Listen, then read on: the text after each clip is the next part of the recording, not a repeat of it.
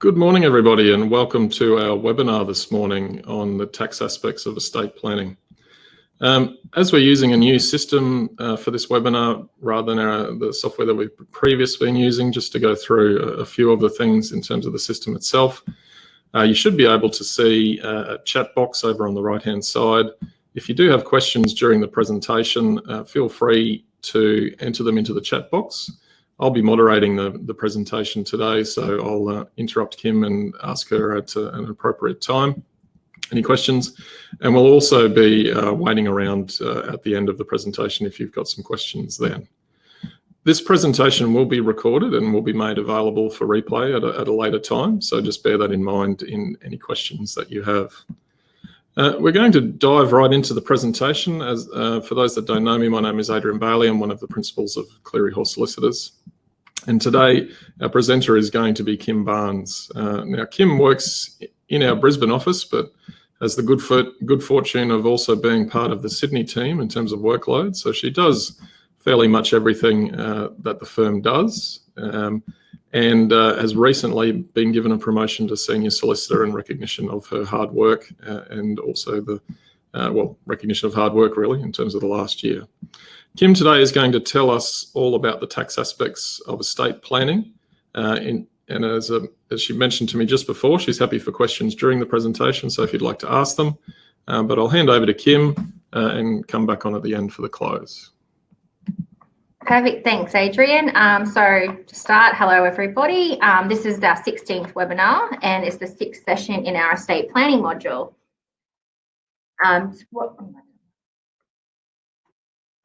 So what we're going to talk about in this presentation is the taxation implications of estate planning. We'll firstly explain the tax obligations of an executor, taxation of an estate, other tax issues including CGT, joint tenants versus tenants in common, insurance policies, taxation of testamentary trusts, and the taxation of superannuation death benefits.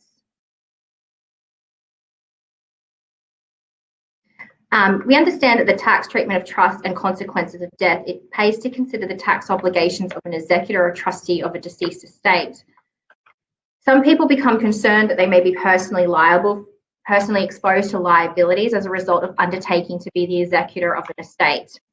The executors or trustees of an estate are not responsible for ensuring that previous returns are accurate, but they do have a responsibility to ensure that the current returns prepared by the executor for both the deceased person's final return and the estate are correct. While executors are not liable for the correctness of previous year's tax returns, there is, to the extent that there's an outstanding liability, but if the ATO make a claim against the estate, they may be responsible for that later on. But there is no, in terms of that one, there'll be no personal liability for the executor as long as they are the previous returns, and that will be limited to the assets of the estate. To ensure that the trustee is absolved or the executor is absolved from claims, they must publish a notice in the relevant newspapers for the relevant states. It differs per state, and this will help to ensure that no liabilities can come back and bite the executor. So generally, the ATO has a 4-year period in the absence of fraud to amend an assessment of a tax return when the person was a beneficiary of the trust. Essentially, what this means is that the ATO can amend the assessment of a deceased person for 4 years, and that the legal personal representative may be liable for any tax liabilities from that assessment. However, practical compliance guidance PC 2017-B12 provides that a legal personal representative will not be treated as having notice of a potential claim if the legal personal representative acted reasonably in lodging all the outstanding returns of the deceased. The ATO has not given the legal personal representative notice that it intends to examine the deceased person's estate and the deceased person's taxation affairs within 6 months from lodgement. So essentially what this means is that the legal personal representative should wait 6 months from the final tax return to distribute all of the funds from the estate to avoid being personally liable for any reassessments of the deceased person's taxation affairs. While an estate is in administration, no beneficiary is deemed to be presently entitled to the income of that estate. The requirements of an executor to lodge a tax return of the estate must be lodged in accordance with the requirements in Section 101A of the Income Tax Assessment Act of 1936.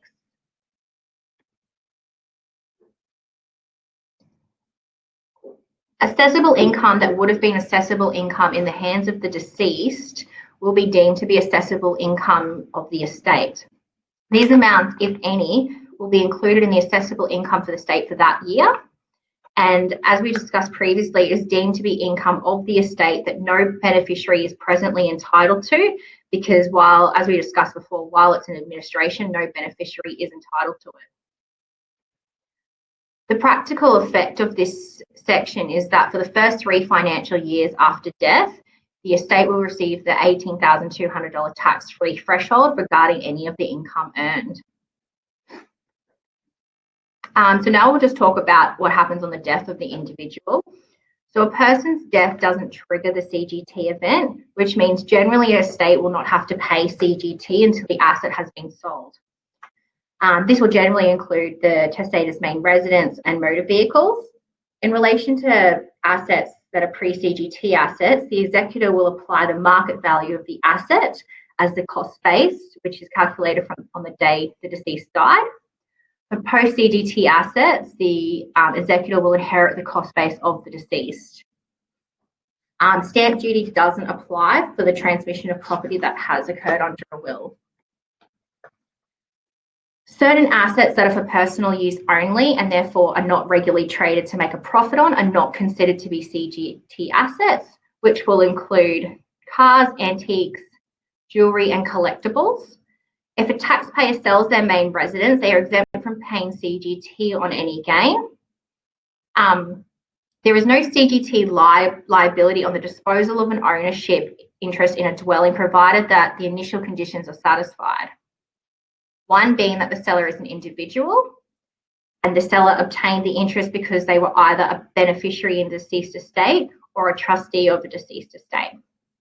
In terms of the testator's main residence, if the executor sells the property, it would not be subject to CGT, providing, one, the beneficiary used the dwelling as their main residence until disposal, or the will permits the beneficiary to reside there, and the dwelling is sold within 2 years from death, which is calculated on the date of the contract, not settlement.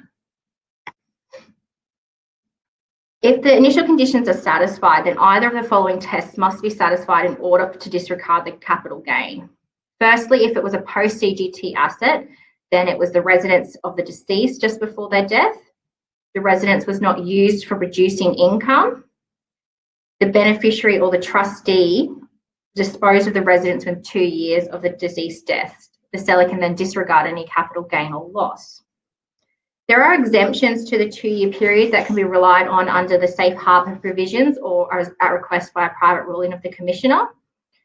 The Commissioner in the safe harbour allows an extension of the 2-year period for exceptional circumstances outside of the executor's control. These can include if one of the following took more than 12 months to resolve. The will is challenged or the ownership of the dwelling is challenged. A life or other equitable interest is given to the dwelling that delays the disposal. Complexity of the estate delays the administration, or settlement of the contract to sale is delayed or forced through for circumstances outside of the executor's control. While this list isn't exhaustive, there are other requirements to be met, but it gives you an idea of what circumstances can delay that extension, can delay that 2-year period. For reference, the following are not considered to be exceptional circumstances, being that waiting for the property market to pick up, delay due to refurbishment to increase the price, or any unexplained delay or inactivity of the executor to administer the estate.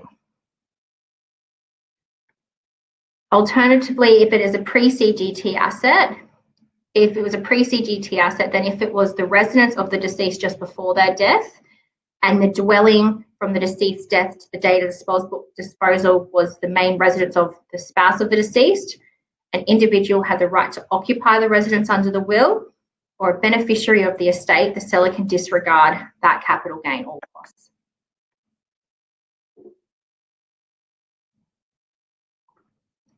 If a joint tenant, which is normally your mum and dad taxpayers, dies, the property would automatically go to the surviving joint tenant.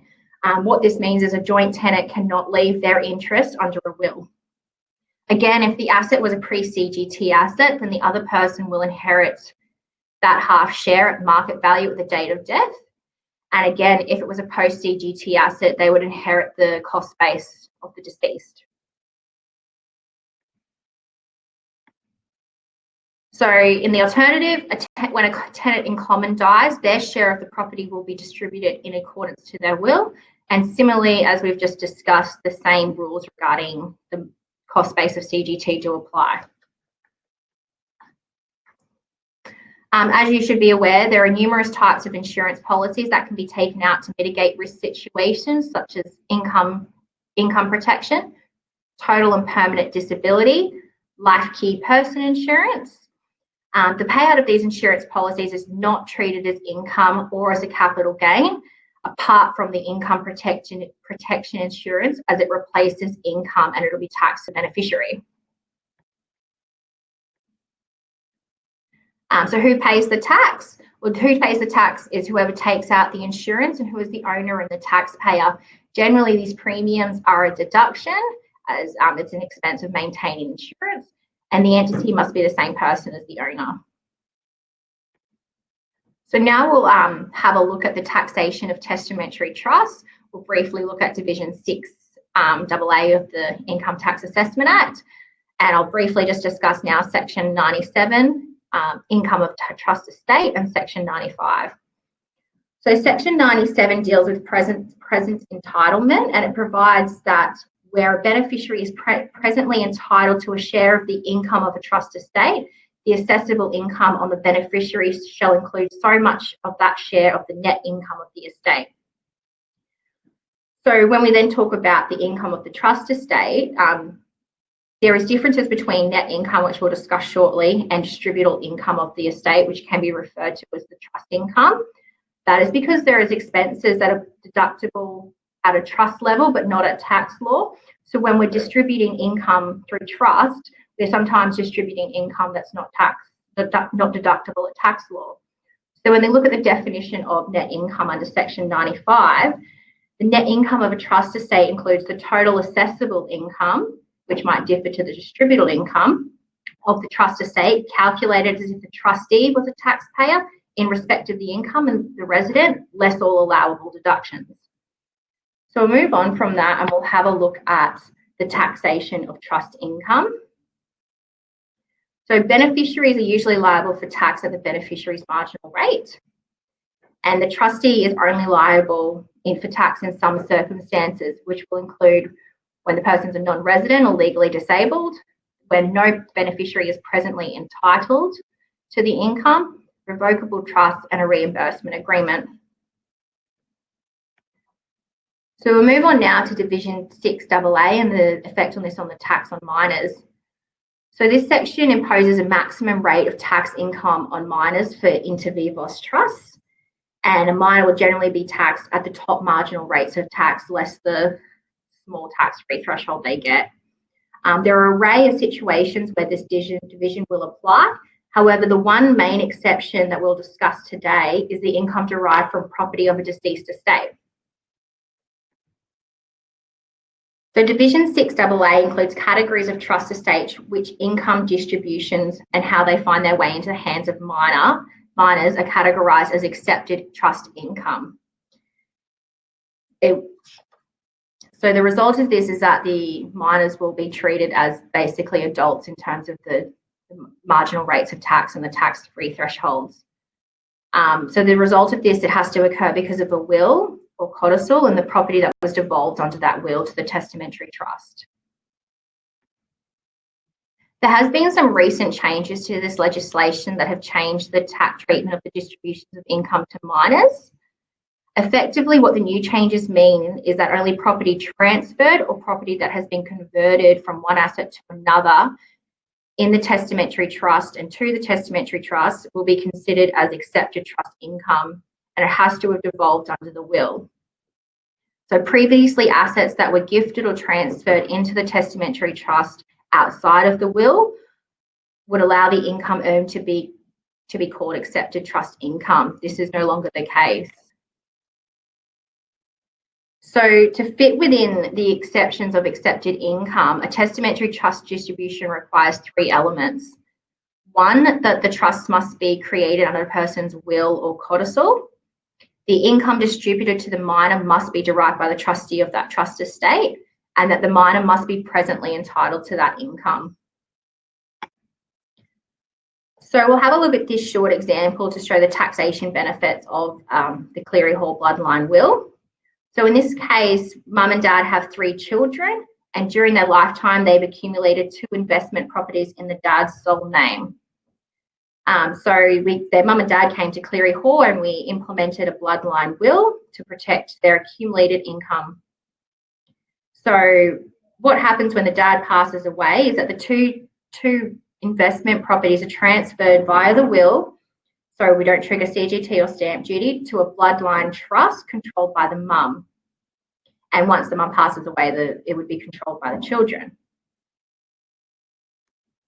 So what we assume for this case study is that the minors will ordinarily receive up to $416 tax-free, with the majority excess taxed at 45%. The figures on the next page apply to the 2021 financial year.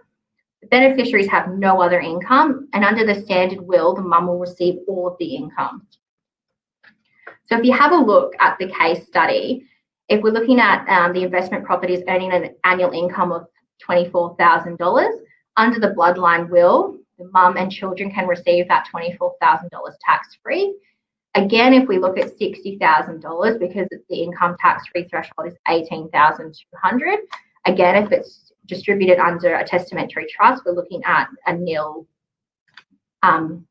tax bill. So you can have a look that even in the $160,000, there's a huge difference in the tax that will be paid.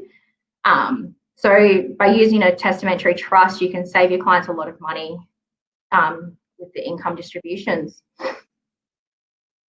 So what we have also assumed on that is that the income was divided evenly before the 4 beneficiaries, that the children were minors, and we did not include the Medicare rate of 1.5%. So in relation to taxation on superannuation funds, a trustee of a superannuation fund can only pay the member's benefits to a member's dependent or the executor of an estate. In order for the payment to be tax-free, the dependent must be both a dependent under tax law and superannuation law, as they have differing definitions of what a dependent is. Effectively, in order for the benefits to be tax-free, the dependent must be either a spouse of the deceased, children who are in an interdependency relationship, so generally this is not adult children, or a person who is in an interdependency relationship with the deceased. What an interdependency relationship is effectively, as it seems, a relationship where the person is dependent or reliant on the deceased.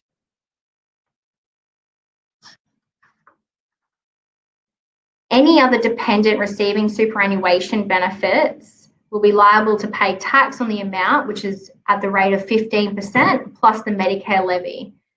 So generally this encompasses all adult children. So any benefits being paid to adult children will have a tax bill at the end of it.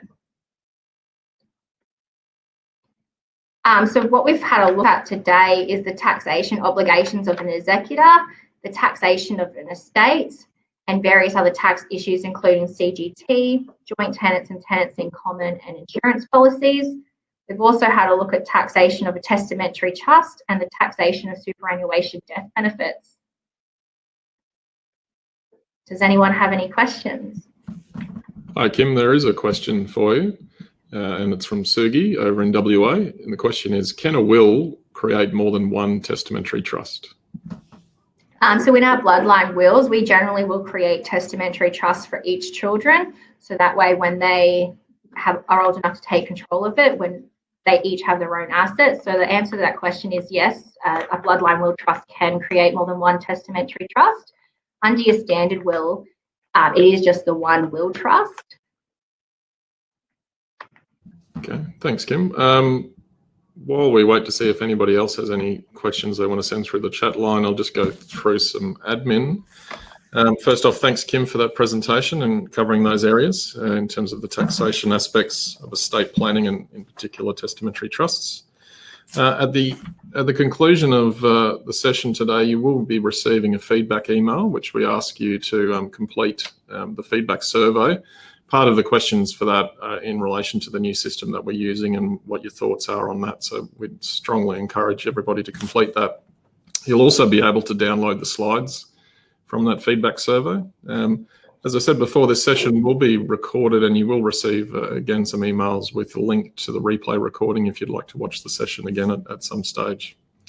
Our next and our last webinar session on our estate planning series will be on the Friday the 25th of September, and it's going to be covering estate administration.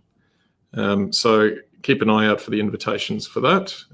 And then after that, we'll be operating our workshops, video workshops in each state towards the end of October. You may have seen the invitations for that already. So we've, based on feedback from our attendees, we've crafted specific papers for each of the different states, and we'll be running a session for each of the different states in October. One other question for you, Kim. Can testamentary trusts also be set up for adult children? And is there a time limit as to when the assets are released to them individually?